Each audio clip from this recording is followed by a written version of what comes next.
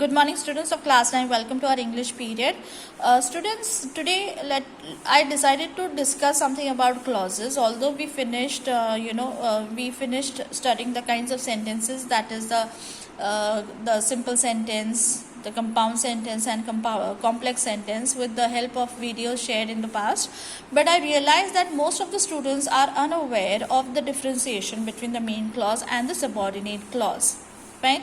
So let us study that so that it becomes easy for us to understand the kinds of sentences better.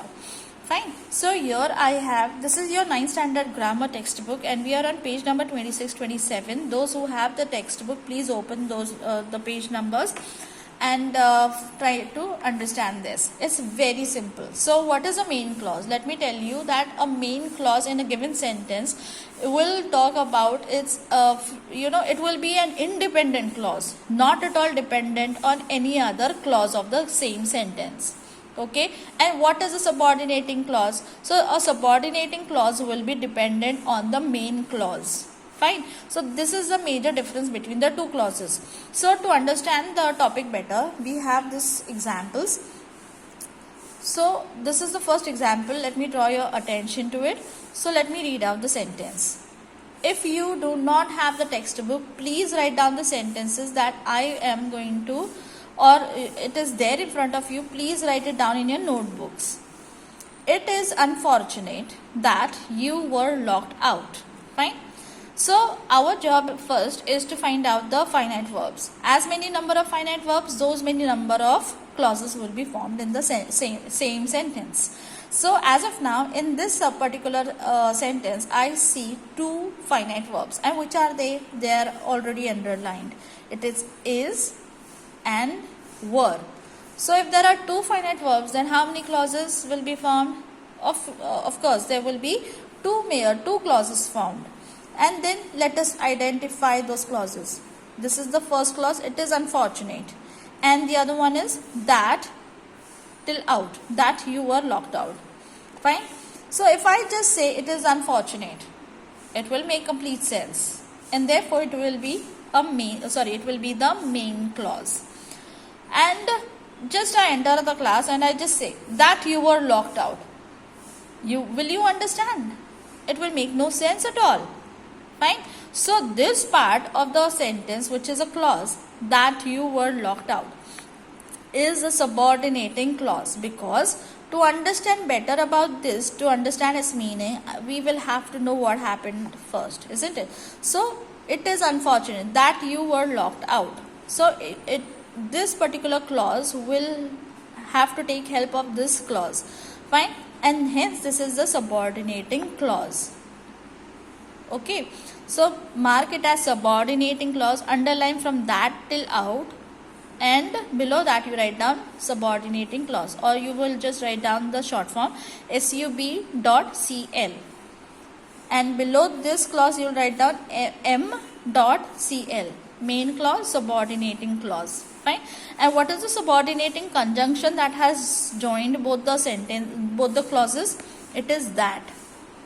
Subordinating conjunction used here is that. Fine. Now let us take a look at the next example. The news that the bridge collapsed is not true. Fine. So, or let us take a look at some other example. Or yes, we arrived at the station before the train left. This is the example. Now, if I say before the train left, if I just enter the class and say, students, before the train left, you will say what? It will actually make no sense at all. It will make no meaning at all. So, before the train left is a subordinating clause. Fine. And we arrived at the station is the main clause. So, if I just say we arrived at the station, will it not make complete sense? It will. And hence we arrived at the station will be the main clause. So please do the needful. Write down the sentence and put brackets, and below that you write down, below the clause you write down main clause, and then another bracket here and make it as subordinate clause. Fine. What is the subordinating conjunction used here? It is before. Before. Fine. So hence this is the subordinating clause because this is not at all independent. It is dependent. For understanding this, we have to take help of this clause, isn't it? And hence this is a subordinating clause, and this is the main clause. We arrived at the station. Fine. Now let us take a look at the next example. You may sit wherever you like. So if I just say wherever you like, what to do wherever you like? Will you understand what to do wherever? If I say wherever you like, you will say what, isn't it? So to understand the rest of the thing, I mean to understand what I am trying to tell you, for that you will have to understand this. So you may sit makes a complete sense, right? Hence it is the main clause, and wherever you like will make incomplete sense, or it will be completely dependent on this clause. So this is the subordinating clause. And what is the subordinating conjunction used here? It is wherever.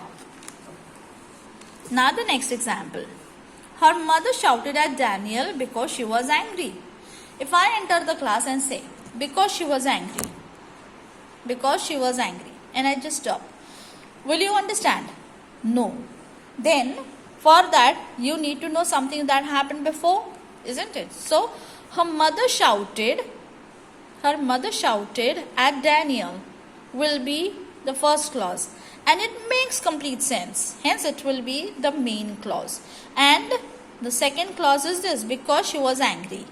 And because she was angry is not the main clause. It is completely dependent on this main clause. Hence this is the subordinating clause. Again, let me remind you that there can be more than one clause or more than two clauses in a sentence. But let the number of clauses be as many as there can be. But you must understand that there will be only one main clause, and the remaining clauses will be subordinating clauses. Fine. So there will be only one main clause, and there can be n number of subordinating clauses in the given sentence. Fine. So here we have one main clause and the other one is the subordinating clause. In so far examples that we have discussed, there was one main clause and the other one was the subordinating clause. Now the next one. Read the passage carefully so that you understand it. Fine. So if I just say read the passage carefully, will it not make complete sense? It will. So it is the main clause. Read the passage carefully. So again, in between we will just talk about the finite and non-finite verbs. The finite verbs. So what is the finite verb here? It is read. Read. Okay. And here it is understand. So there will be two clauses because there are two finite verbs. Fine. So if I say read the passage carefully, it will make complete sense. It does make complete sense. So write down main clause here. And without saying this, assume that you are hiding this part of the sentence, the first clause, and you just read out so that you understand it. Will you understand it completely? No. For that, what do you need? You need to know the other clause. Fine. And hence this is the subordinating clause. What is the subordinating conjunction used here? So that. Then the next example. Adverb clause of result. We are not talking about that. He ate so hastily that he swallowed a bone. If I just say he ate so hastily, okay, he ate hastily, it will make complete sense. Hence it will be the main clause. And that he swallowed a bone. If I just say, you don't know the first part of the sentence, okay, the first clause is covered. And if I just say, or if you just happen to read, that he swallowed a bone, okay, so it will not give you a complete idea. Fine. So that will be, so this part or this clause will be the subordinating clause. What are the finite verbs here? Ate in this first clause and swallowed in the second clause. Fine. So that he swallowed a bone will be the subordinating clause. And what is the subordinating conjunction here? It is that. Fine. So this was a major difference that we discussed between the main clause and the subordinating clause. So in order to identify the kinds of sentences, we will have to understand this better, so that the subordinating clauses will be actually telling us more about the kinds of sentences, right? That is the simple sentence or the compound sentence or the complex sentence. Is it a noun clause or an adjective clause or an adverb clause? All that will be understood better if we understand the difference between the main clause and the subordinating clause. Fine. So see you in the next session. Please go through this video, try to understand it. In case of any difficulty, acknowledge me through WhatsApp or through Google Classroom. Till then, goodbye. See ya.